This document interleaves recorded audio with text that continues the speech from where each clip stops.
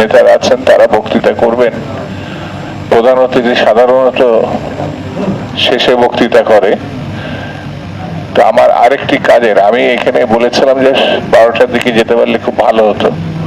তো আমি তারপরও আমি শুনছিলাম, চলে যাওয়ার পরও আমি আপনাদের কাছে আছেন ফরিদা, ইয়াসমিন আছেন, অন্যান্য নেতৃবৃন্দ আছেন, তারা বক্তৃতা করবেন। আপনার প্লিজ, আমি সাফল্য কামনা করছি। বাংলাদেশ জাতীয়তাবাদী ফার্মেসি অ্যাসোসিয়েশনের 18তম প্রতিষ্ঠা বার্ষিকী, আগামী দিনেও তারা আরো সাফল্যের সঙ্গে এই সংগঠনটি এগিয়ে যাবে, এই সাফল্য আমি কামনা করছি। বন্ধুরা, প্রতিটি মানুষের জন্য, প্রতিটি দেশের জন্য স্বাস্থ্য খাত অত্যন্ত গুরুত্বপূর্ণ। যেমন অনেক ফার্মেসি আছে 24 ঘন্টা তারা মানুষকে সার্ভিস দেয়।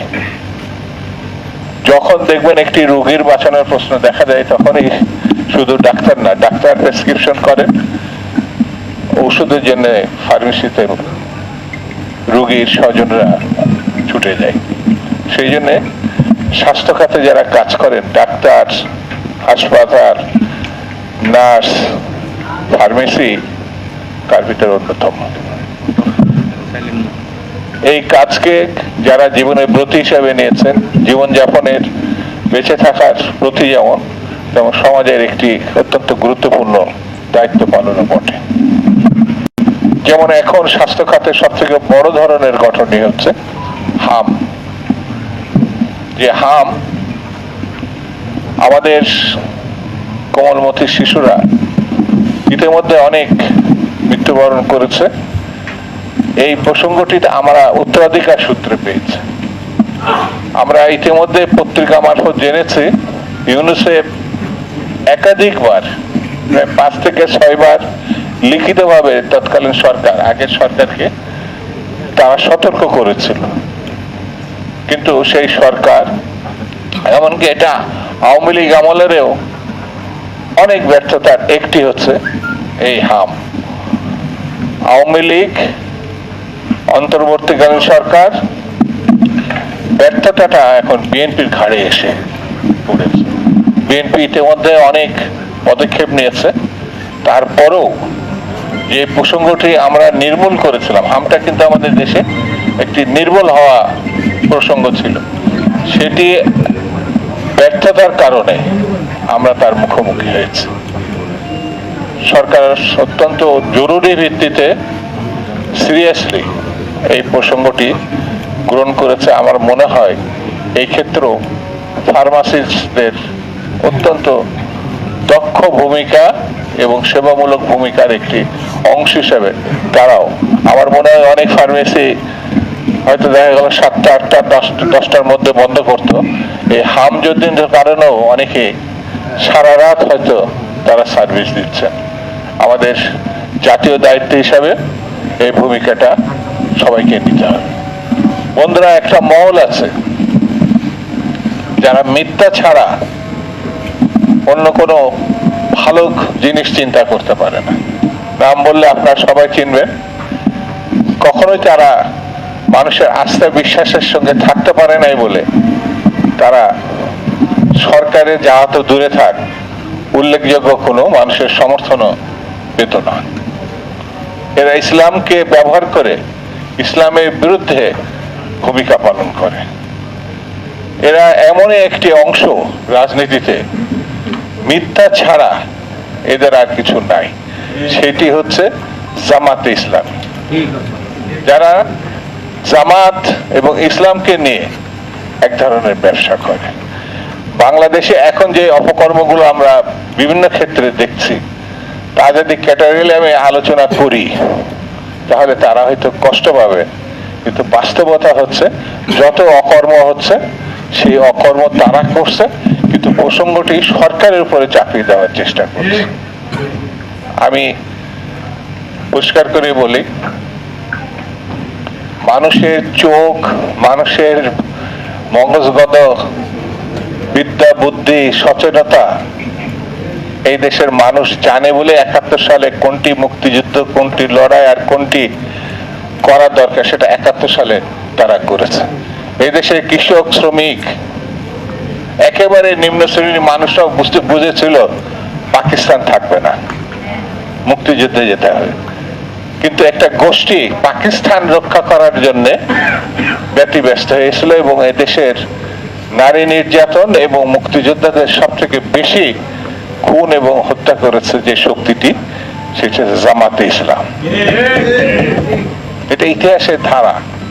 এরা কখনো সঠিক সিদ্ধান্ত নিতে পারে না। এরা পাকিস্তান আন্দোলন 47-এ পাকিস্তানের পক্ষে ছিল না, এরা ছিল ব্রিটিশের পক্ষে। 71 সালে এরা এই দেশের মানুষ যখন জানতো বাংলাদেশ অবধারিত, তখন বাংলাদেশের পক্ষ নেয় নাই, কারা নিয়েছিল? পাকিস্তানের পক্ষ। এরা যখন মুখোশ পরে এই দেশের ভালো কথা বলতে তারা তাদের উৎকর্ষতা তুলে ধরার চেষ্টা করে, তখন আমাদেরকে হুঁশিয়ার হতে হবে। হুঁশিয়ার হতে হবে এই কারণে, এরা ইতিমধ্যে মানুষের কাছে বট বাহিনী হিসাবে চিহ্নিত। যদি কোনো কারণে তাদের সমালোচনা করেন, এই যে আমি তাদের বিরুদ্ধে যে সমালোচনা করছি, কালকে যখন মিডিয়াতে আসবে তাদের ফেসবুক আর সোশ্যাল মিডিয়াতে গোষ্ঠী উদ্ধার করে ফেলবে। ওই যে একটা গুপ্ত শব্দ বসে, এবং এটা বললে পরে তারা আবার সহ্য করতে পারে না। ইউনিভার্সিটি এখানে জুয়েল যেমন আছে, আমাদের সাবেক ছাত্র নেতারাও আছে, তারা মনে করছিল যে বিশ্ববিদ্যালয়গুলো তারা দখল করেছে। কত সরকার সকল শিক্ষা প্রতিষ্ঠানকে তাদের হাতে তুলে দিয়েছিল, সব ভাইস চ্যান্সেলর তাদের ছিল। এখন যখন বাদ দিয়ে সত্যিকারের শিক্ষাবিদদেরকে বিশ্ববিদ্যালয় ভাইস চ্যান্সেলর করা হচ্ছে, সেই শিক্ষা প্রতিষ্ঠানগুলোকে তারা অস্থিরতা সৃষ্টি করার চেষ্টা করছে। যখন জামাতে ইসলামের অথবা একটি রাজনৈতিক দলের ব্যক্তিদেরকে প্রশাসনে অর্থাৎ ভাইস চ্যান্সেলর করা হয়েছিল, তখন তো আপনার বিরোধিতা করেন নাই। সেই জন্য আমি বলবো আমাদেরকে সতর্ক হতে হবে, এবং সেই সতর্কতার কাজ হচ্ছে জনাব তারেক রহমানের হাতকে শক্তিশালী করতে হবে। বিএনপি পরীক্ষিত একটি রাজনৈতিক দল, 18 বছর ধরে স্বৈরতন্ত্রের বিরুদ্ধে এখানে এমন কোন নেতৃবৃন্দ যে নেই যাদের বিরুদ্ধে মামলা হয় নাই।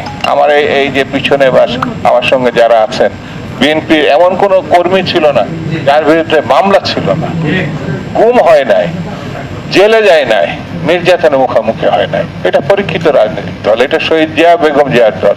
বেগম জিয়াকে মানে একেবারে মিথ্যা মামলায় 6 বছর জেলখানায় আটকে রাখা হয়েছিল। এটা ভাবা যায় না।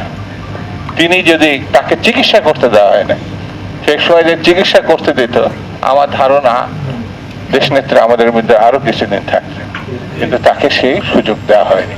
সেই জন্য তাদের সঙ্গে যারা মিশেছিল, অনেকে বলে সেই সময় আমরা গুপ্ত ছিলাম। গুপ্ত মানে তখন হচ্ছে ছাত্রলীগের নামে ছিল।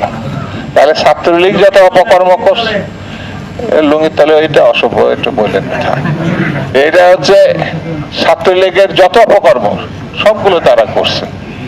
এখন আবার ছাত্রলীগ গুপ্ত ভাবে শিবিরের মধ্যে অঙ্গাঙ্গি ভাবে জড়িত। সেই জন্য আমাদের সতর্ক হতে হবে, সজাগ থাকতে হবে। মানুষ আমাদের সমর্থন করে, দেশনেত্রী বেগম খালেদা জিয়া, শহীদ জিয়ার কারণে আমাদের যে জনপ্রিয়তা, আর জনাব তারেক রহমান আজকে যে বিচক্ষণতার সঙ্গে, এটা ভাবা যায়, খুব সাধারণ জীবন যাপন করে, এত সাধারণ আপনারা দেখতে পাচ্ছেন তো।